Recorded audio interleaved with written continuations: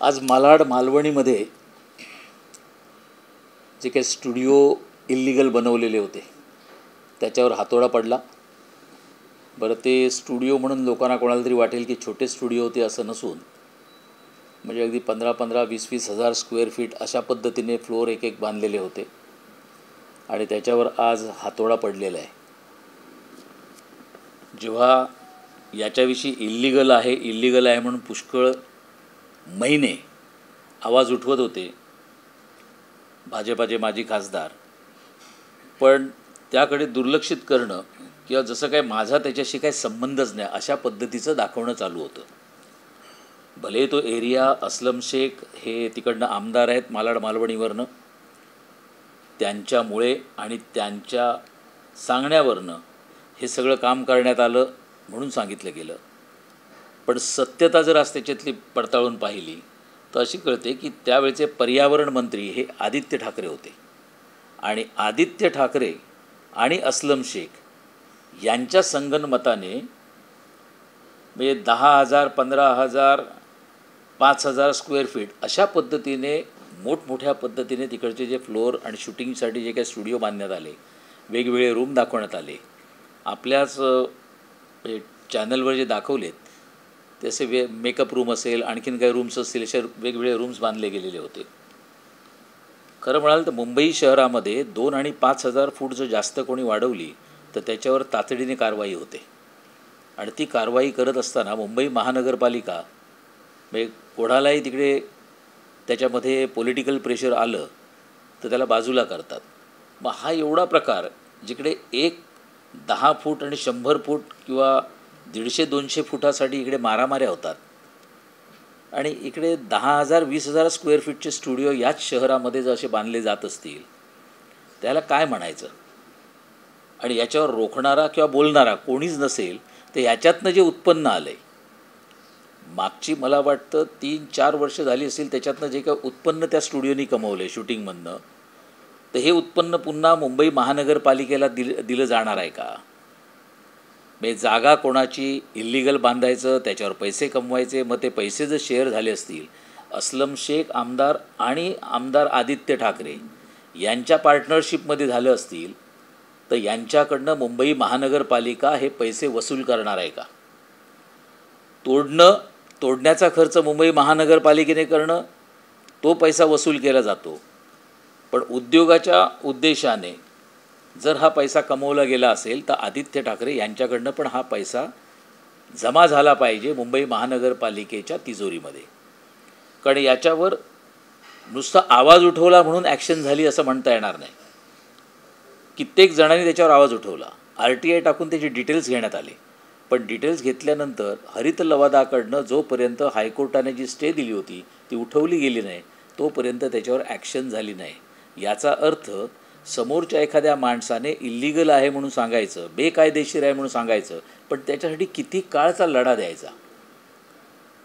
म्हणजे झोपडपट्टीतल्या किंवा एखाद्या चाळीतला रूम जर बांधला असेल तर त्यांच्या मागे कोणच नसेल तर तुम्ही अगदी छातीठोकपणे त्याच्यावर कारवाई करायला जाता. पण एखाद्या पक्षाच्या प्रमुखाचा मुलगा असेल आणि तो माजी मंत्री असेल तर त्याच्या मात्र अशा कन्स्ट्रक्शनवर कारवाई करण्यासाठी आपल्याला वेगवेगळ्या मार्गातनं आणि वेगवेगळ्या ठिकाणी कोर्टात जाऊन नंतर हे कारवाई करावं लागतं. हे दुर्दैव आहे. आणि म्हणून यावेळची मागणी ही फक्त ते जमीनदोस्त करणं असं नाही, तर यांच्यावर ज्या पद्धतीने मागच्या 3-4 वर्षामध्ये ह्याच्यावर काय कमाई झाली असेल, ज्यांनी हे भाड्याने लावले त्यांच्याकडनं पैसा वसूल करण्याची गरज आहे. आणि ती वसूल राज्य शासनाने मुंबई महानगरपालिकेने करावी अशी मी इकडे विनंती करेन त्यांना. कारण याच्यामध्ये एक गोष्ट वारंवार आहे, सांगताना सांगायचं की आम्ही हिंदुत्व सांभाळतो आहे आणि खरोखर जे काही मराठी चेहरे शिवसेना म्हणून आपण बोलतो त्यांच्या समोर पण येणं ही गरजेचं आहे की असलम शेख आणि आदित्य ठाकरे यांची काय पार्टनरशिप आहे ही कळणं पण तेवढीच गरजेची आहे. जसं नवाब मलिक आणि उद्धव ठाकरे यांची काय पार्टनरशिप आहे, मंत्री आणि मुख्यमंत्री, हे पण येणं गरजेचं आहे. तशी ही पण तेवढीच गोष्ट गरजेची आहे. कारण काही वेळी हिंदुत्वाचे मुद्दे आले की त्याला वेगळ्या पद्धतीने कलाटणी दिली जाते. पण याही सर्व प्रकारामध्ये उद्धव ठाकरे यांचं आता अपयश काय लपून राहिलेलं नाही आहे. कारण एक म्हटलं जातं आहे की यशस्वी पुरुषाच्या मागे एक स्त्रीचा हात असतो, पण मातोश्रीच्या अपयशाच्या मागे एका पुरुषाचा हात आहे असं म्हटलं ते चुकीचं ठरणार नाही. कारण याच्यामध्ये एकमेव मातोश्रीच्या अपयशाचा हात जर कोणाचा असेल तर तो संजय राऊत यांचा असेल. कारण संजय राऊत यांच्याच कृपेने मातोश्रीचे अधोगती चालू झालेली आहे.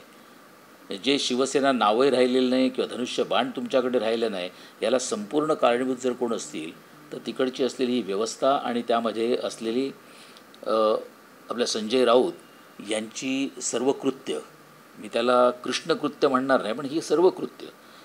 कारण मागेच आम्ही बघितलं 2 दिवस मागच्या वेळी त्यांच्या काहीतरी सिक्युरिटीला किंवा त्यांना काही थ्रेट आला, जीविताला धोका निर्माण झाला म्हणून सगळ्या चॅनलनी अशी सुरुवात झाली बातमी की त्यांना फार मोठा काहीतरी थ्रेट आला आहे आणि फिरणं त्यांचं काहीतरी रिस्ट्रिक्टेड होऊ शकेल, कार्यक्रमाला ते जाऊ शकणार नाहीत. पण कधीकधी अशी गोष्ट होते की सकाळपासून संध्याकाळपर्यंत बातम्या दाखवल्यानंतर ज्याच्याकडनं हा कॉल आला होता, ज्यांनी कॉल केला होता, त्याला ताब्यात घेतल्यानंतर पोलिसांकडनं मिळालेल्या माहितीनुसार अशी परिस्थिती आहे की त्याचा ना राजकारणाशी संबंध आहे, नाही कुठच्या गँगशी संबंध आहे. म्हणजे आपलं नाव काहीतरी मोठेपणं मिळवण्यासाठी ज्याला म्हणे त्या सलमान खानला एका गँगचा काहीतरी कॉल आला होता, त्याच गँगच्या माणसाकडनं मला आलेला आहे, अशा पद्धतीचं मी वक्तव्य बघितलं. म्हणजे एखादा खासदार आपली छाती कशी बडवून घेतो आहे हे दिसतं आहे त्याच्यावरनं, की मला त्या गँगकडनं कॉल आला होता, मला अशी माहिती मिळालेली आहे आणि नंतर खरोखर इन्व्हेस्टिगेशन केल्यानंतर कळतं आहे तर त्याच्यामध्ये काहीच नाही आहे. कारण याच खासदारांना मागच्या वेळी त्याने नाव घेताना डॉक्टर श्रीकांत शिंदे यांचं नाव घेतलं की मला मारण्याचा कट म्हणे कुठच्या तरी ठाण्याच्या एका व्यक्तीकडनं करण्यात आला आहे आणि त्याच्यामध्ये डॉक्टर श्रीकांत शिंदे यांचं नाव घेतलं. श्रीकांत शिंदे हे दुसऱ्या वेळचे खासदार आहेत. सुदैवाने ते मुख्यमंत्र्यांचे चिरंजीव आहेत, पण त्याचबरोबर ती व्यक्ती एज्युकेटेड पण आहे. त्यांनी त्याच वेळी सांगितलं होतं, मला वाटतं खासदारांच्या मनामध्ये एक डॉक्टर पण जागा झाला होता आणि डॉक्टरने एकदा म्हटलं होतं त्याच्यामध्ये की यांना स्किझोफ्रेनिया झाला आहे. आणि ही आता सत्यता पटून येते की यांना खरोखर स्किझोफ्रेनिया झालेला आहे. कारण आभासी एका ह्याच्यामध्ये दुनियेत राहायचं, मी काहीतरी ग्रेट आहे, मी काहीतरी मोठा आहे, मी करेन ती पूर्व दिशा, मी सांगेन ती पूर्व दिशा, माझंच सगळं चालतं, देशामध्ये विदेशामध्ये एक एक वक्तव्य आपण त्यांची सगळी बघितलेली आहेत. म्हणजे आभासी दुनियेत असताना, कारण कदाचित त्यांना हा त्रास असू शकतो, कारण 25 वर्ष आमची सत्ता जाणार नाही हे पण वाक्य मी त्यांचं ऐकलेलं आहे आपल्या माध्यमातून, आणि ती 2.5 वर्षात सत्ता निघून गेलेली आहे. त्याच्यामुळे हा माणूस आजारी पडणं हे काही नवीन नाही आहे आणि आता हा आजार बळावत चालला आहे. बळावण्याचं कारणच आहे की केंद्रातलं त्यांच्याकडे जे गटनेते पद होतं ते पण निघून गेलं आहे. त्याच्या एक होऊन जातं की अशा एका वेगळ्या आविर्भावात वावरणारी व्यक्ती जर अशी असेल तर त्यांनाही ते कळून येतं किंवा मी कुठे होतो आणि कुठे येऊन पडलो आहे. केंद्रातलं गटनेते पद होतं ते निघून गेलं, त्याच्यामुळे ती एक गरिमा असते ती खाली गेली. त्यांना कुठच्या नेत्यांच्या बैठकीमध्ये बसता येत नाही. इतर राज्यातनं येणारे सर्व खासदार बसतात, त्या बैठकीत तुम्ही बसू शकत नाही आहात. 25 वर्ष सत्ता राहणार होती ती 2.5 वर्षावरच निघून गेलेली आहे. आणि अशा सगळ्या प्रकारातनं बघितलं तर काही वेळे आमचा विश्वास याच्यावर नाही, पण अपयशाला काही कारणं असतात, त्याला श्राप पण म्हणतो मी, की काही लोकांना ते श्राप मिळतात. याचं कारण कालच टी व्हीवर मी बघितलं आहे की आपल्या इकडच्या खासदार नवनीत राणा या काल हनुमान जयंतीच्या निमित्ताने ज्या कार्यक्रमात बोलत होत्या, त्या कार्यक्रमात सांगत असताना त्यांच्या डोळ्यात अश्रू तरळले. ते म्हणाले की माझी काय चूक होती, मी घरी आल्यानंतर मला मुलांनी विचारलं की आई तू असं काय केलं होतंस की तुला 14 दिवस आतमध्ये ठेवावं लागलं.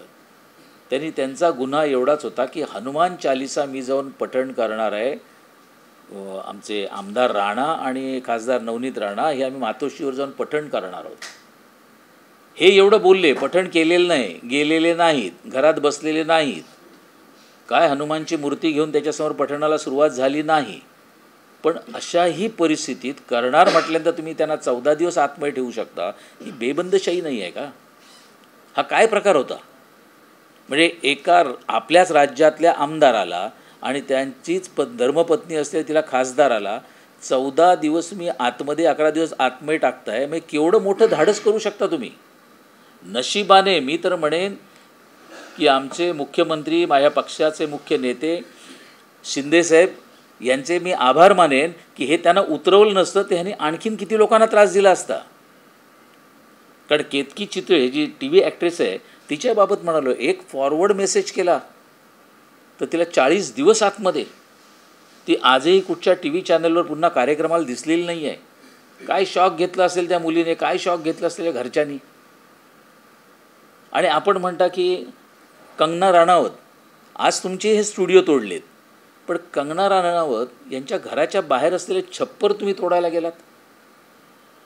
मी दुसऱ्या राज्यातनं आलेली एखादी ॲक्ट्रेस आपल्याकडे येते, ॲक्टर होते, या मुंबईमध्ये बॉलिवूडसाठी काम करते, ती नाव कमवते, आपल्याही राज्याला एक मोठेपणा मिळतो, आपल्या राज्याला ज्यातनं रेव्हेन्यू मिळतो, आणि तिच्याच घराचं छप्पर आम्ही तोडायला जातो. आणि दुसरीकडे मालाडला जाऊन आपण 20-20 हजार फुटाचे बेकायदेशीर बांधकाम करतो. हे आदित्य ठाकरेंना शोभतं का? कारण अशा पद्धतीची कामं तुम्ही करणार असाल तर तुम्हाला लोकांनी काही शाबासकी द्यायची आहे का? आणि मला वाटतं मग कंगना राणावत असतील, खासदार नवनीत राणा असतील, किंवा ही T V actress Ketaki Chitale असतील, यांचेच श्राप हे मातोश्रीला लागले असं म्हटलं तर ते आज चुकीचं ठरणार नाही. हे श्राप आहेत. कोणालाही आपण पदांवर आहोत, आपण मुख्यमंत्री आहोत म्हणून उचलायचं आणि आतमध्ये नेऊन टाकायचं कितपत योग्य आहे? फक्त मुखातनं काही शब्द आले म्हणून. माजी मुख्यमंत्री आणि केंद्रीय मंत्री नारायणराव राणे, मग आता ते केंद्रीय मंत्री आहेत, तुम्ही तरी माजी मुख्यमंत्री झालेले आहात, घरात बसलेले आहात, पण त्याच यांच्यावर तुम्ही जेवताना त्यांना उठून त्यांच्यावर गुन्ह्याची नोंद होते. हा सत्तेचा माज नाही.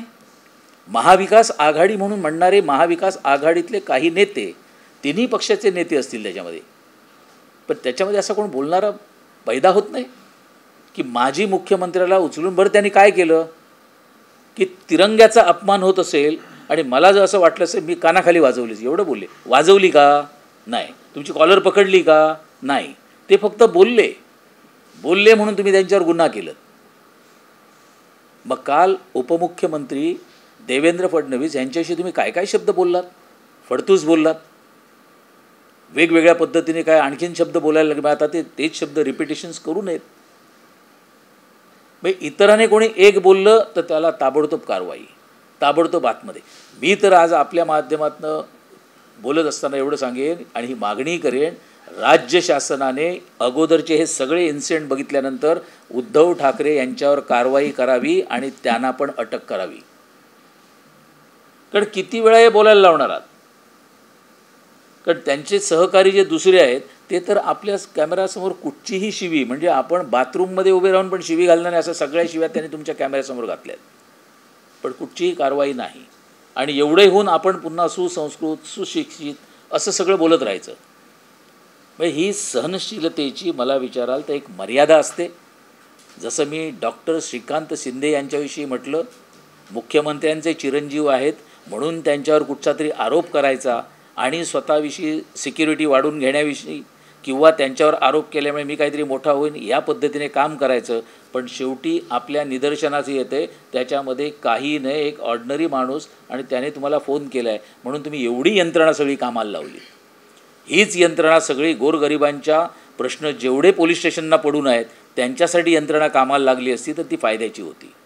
म्हणजे पदांचा गैरवापर कसा केला जातो, त्याचबरोबर आपण खासदार आहोत, मी माजी मंत्री आहे म्हणून कसा वापर केला जातो हा दिसून येतो आहे.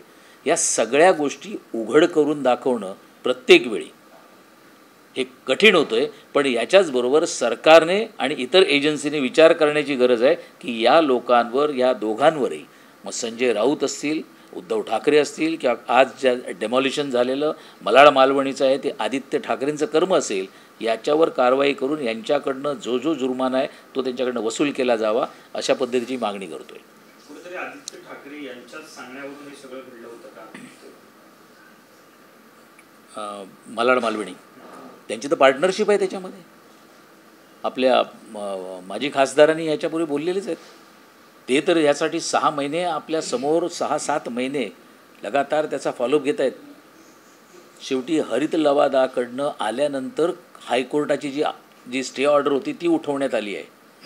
ही दुर्दैवाची बाब आहे. म्हणजे सत्य समोर दिसून येतं आहे तरी आपण काही करू शकत नाही आहोत.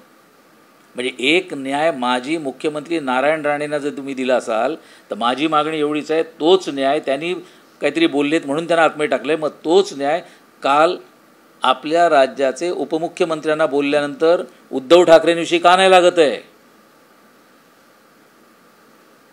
शेवटी आपण लोकशाहीमध्ये 4 स्तंभ म्हणतो, जेवढी जबाबदारी आमची आहे तेवढी जबाबदारी माध्यमांची पण आहे. एकाला एक नाही आणि दुसऱ्याला दुसरा नाही, कशासाठी? काय त्याच्या मागची भूमिका? आणि पोलीस यंत्रणांचा वापर तुम्ही किती करणार आहात? एकदा थ्रेट मिळाले म्हणे एकाचं नाव घ्यायचं, मुख्यमंत्र्याच्या मुलाचं म्हणून नाव घ्यायचं, दुसऱ्या वेळी मिळाले तर आणखीन काहीतरी वेगळं सांगायचं आणि सत्य निघतं वेगळंच. आणि या गोष्टी ह्या किती दिवस गोरगरिबांपासून लपवून ठेवणार आहात? संजय राऊत आज असेही म्हटले की मुलाखत झाली त्यामध्ये म्हटलं की बाळासाहेबांइतकंच माझ्या आयुष्यात शरद पवारांचं स्थान. हेच तर आम्हाला हवं होतं. बाळासाहेबांकडनं हे घडले, वारंवार सांगत होते बाळासाहेब बाळासाहेब म्हणून करत होते, पण आता मात्र ते जाऊन बसलेले आहेत पवारसाहेबांच्या मांडीवर. हेच तर वारंवार आम्ही सांगत होतो. त्या दिवशी ते म्हणालेत की आईविषयी म्हणाले आईला विकणारे म्हणून. अहो, एखादं माझं पटले नाही, माझे विचार पटू शकले नाहीत, मी कोणाशी ज्या पक्षात राहिलो तिकडे माझी कामं होत नाहीत, मी समाजकारण करू शकत नाही, मी लोकांना न्याय देऊ शकत नाही, म्हणून मी तिकडनं निघालो आणि दुसऱ्या पक्षात गेलो. ही सत्यता कोणी सांगू शकेल? नाही जमलं मी निघून गेलो आणि दुसरीकडे काम करायला मोकळा, तुम्ही पण काम करायला मोकळे.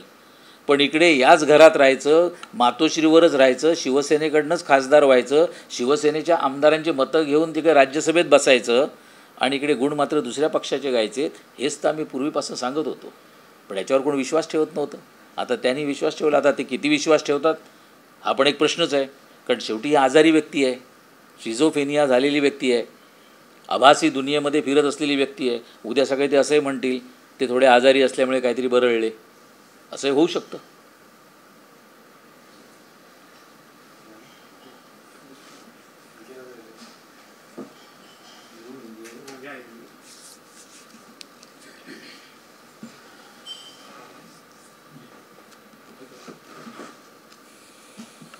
साहब, आज जो तोड़क कार्रवाई हुई उस पर आपके क्या आरोप है, क्या मांग है?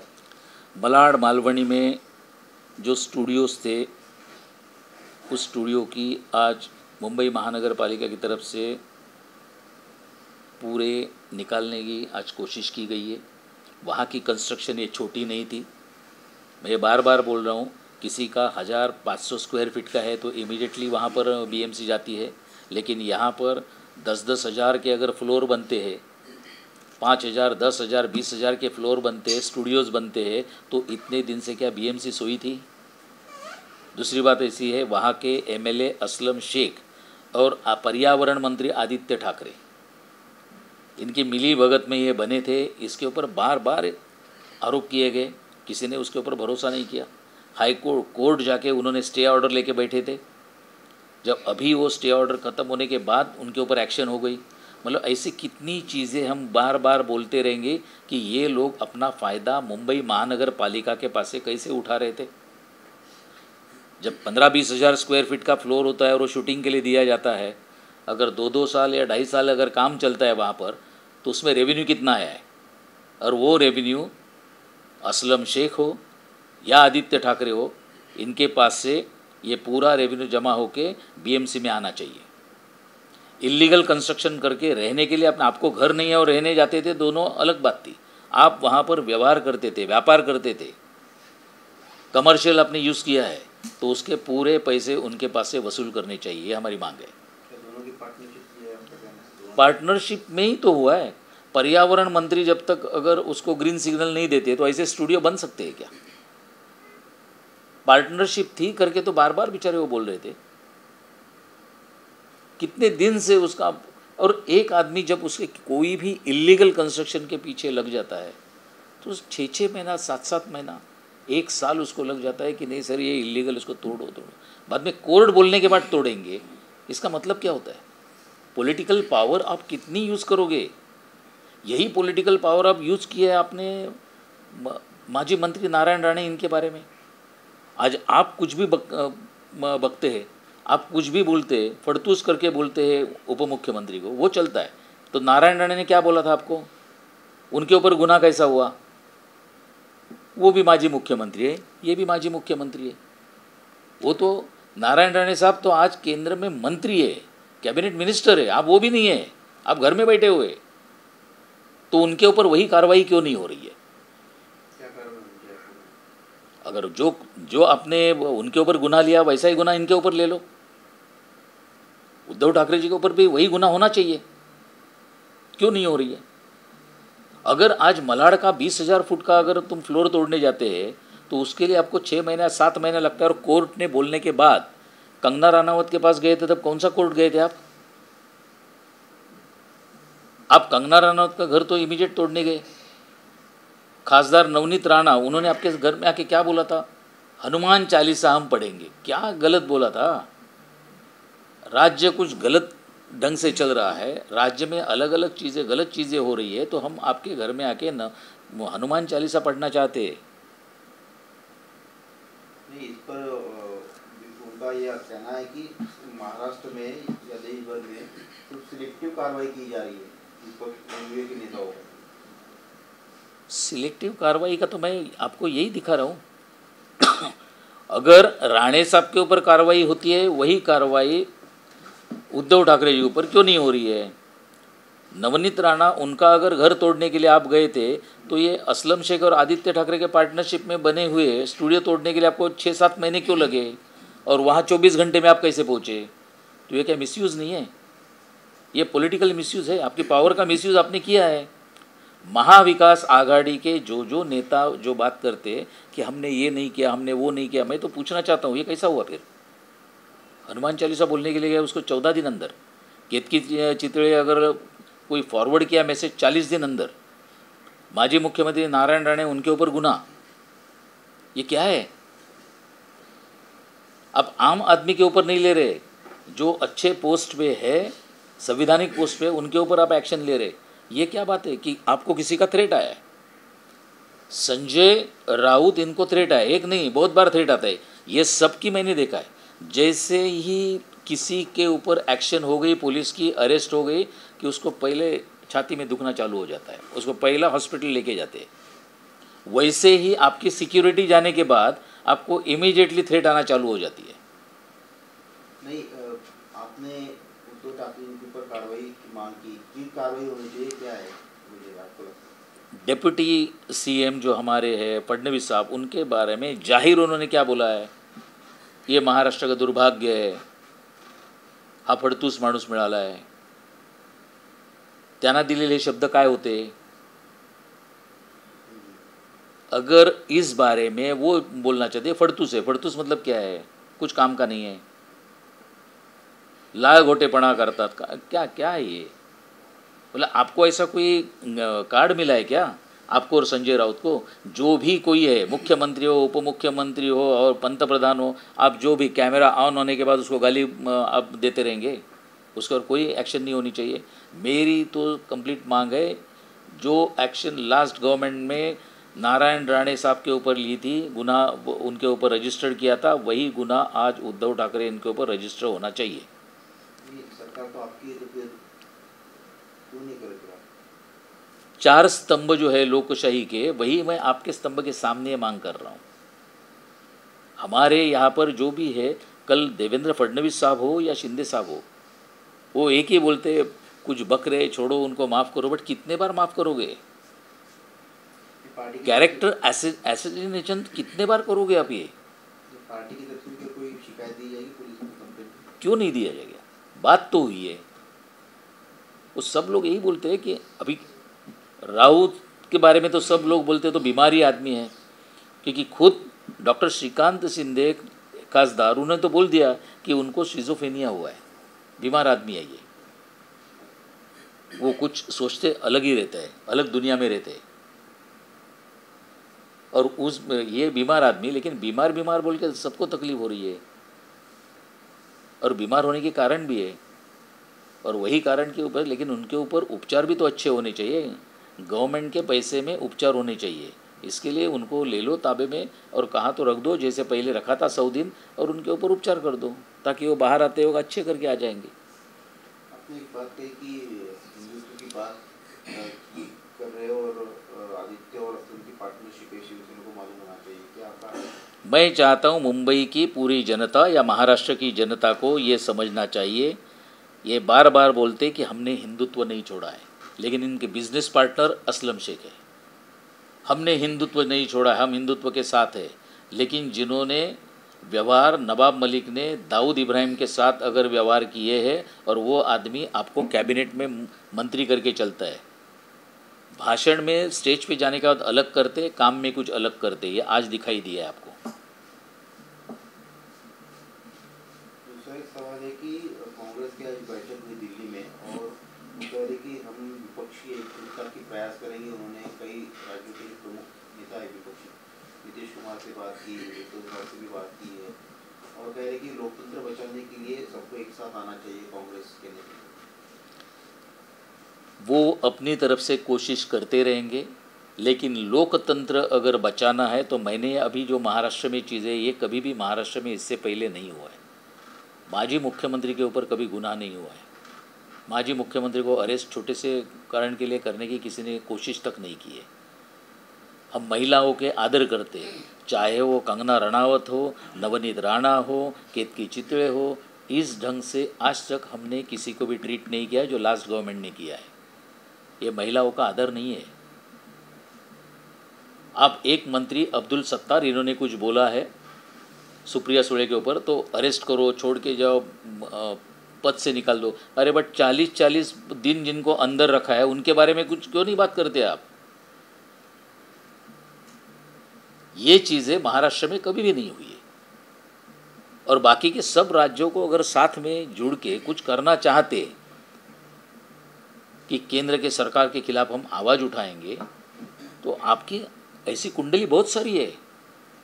लोग आपके साथ आते वक्त 2 बार सोचेंगे, मीटिंग को आपको ज़रूर बुलाएंगे। पूरा देश, संजय राउत को तो पूरा देश देख रहा है, उद्धव ठाकरे को पूरा देश देख रहा है। वो भी सोचेंगे किसी के होते नहीं है, खुद के महाराष्ट्र के लोगों के हुए नहीं है। बाला साहब ने जो शिवसेना बनाई है वो शिवसेना के नहीं हो पाए दोनों। उस शिवसेना को पूरा संभालना पड़ रहा है शिंदे साहब को, तो इस आदमी के साथ हम जाके करेंगे क्या? वो हमारा भी नहीं हो सकता है। जो आदमी शिवसैनिकों का हुआ नहीं है, जो शिवसैनिक लोगों को संभालता नहीं है, वो बाकी राज्यों की पार्टी के साथ में क्या काम करेगा और कौन भरोसा रखेगा उनके ऊपर?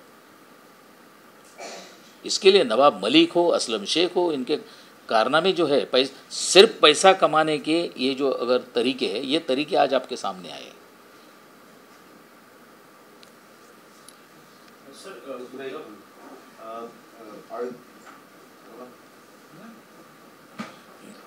आदित्य जा रहे अपने लोगों के साथ, विधायकों के साथ, सांसदों के साथ। उद्धव ठाकरे की शिवसेना के नेताओं का कहना है कि भले ही वो राम राज्य लाने की बात कर रहे हो, लेकिन राज्य में तो रावण राज्य शुरू है और रावण भी शिव भक्त थे, लेकिन भक्ति में अगर नियति हो तो कोई फायदा नहीं है जाकर दर्शन करके। सही है, भक्ति में सही ढंग से प्योर भक्ति होनी चाहिए। जो बाला साहब की भक्ति थी, वो बाला साहब जो भक्त थे, गर्व से कहो हम हिंदू है, ये स्लोगन तब निकला था कि जब कार सेवक जब अयोध्या जाने के लिए निकले थे। आज थाना के स्टेशन पे पहली बार ये वर्ड्स फिर वापस आ गए जो बाला साहब ने घोषणा दी थी। अब बाला साहब ने घोषणा दी, उसको तो मानते हैं क्या? पूछो उनको। आज बाला साहब होते थे तो इस टाइप के अगर ये रावण नीति जैसा आपने जो काम किया है, मैंने अभी जो आपको बताया है, वो होता ही नहीं था। बाला साहब ने कभी भी किसी को ऐसे महिलाओं को अरेस्ट करके अंदर नहीं डाला है। बाला साहब ने तो कभी भी नहीं किया। जिन बाला साहब को अंदर डालने की कोशिश, अरेस्ट करने की कोशिश छगन भुजबल साहब ने की थी, उनको लेके तो आप साथ में घूम रहे। मतलब बेशर्मी की तो एक हद है। जिस शिवसेना प्रमुख को उन्होंने अरेस्ट करने के लिए निकाला था कि हम इनको अंदर डालेंगे, वही शिव तीर्थ पे आके आपके साथ उन्होंने मंत्री पद की शपथ ली थी। इससे और दुर्भाग्य क्या होगा? बाला साहब का नाम भी उद्धव ठाकरे जी ने लेना नहीं चाहिए, क्योंकि बाला साहब के प्रति आपका अगर आदर होता था तो आप छगन भुजबल के साथ नहीं बैठते थे। बाला साहब के प्रति अगर आपको आदर होता था तो नवाब मलिक को आप मंत्रिमंडल में नहीं रखते थे। बाला साहब के प्रति अगर आदर होता था तो असलम शेख के साथ आदित्य ठाकरे बिजनेस नहीं करते थे। आपको तो हक भी नहीं है उसका। बाद भी मत करना बोलना फिर बाळासाहेब के बारे में.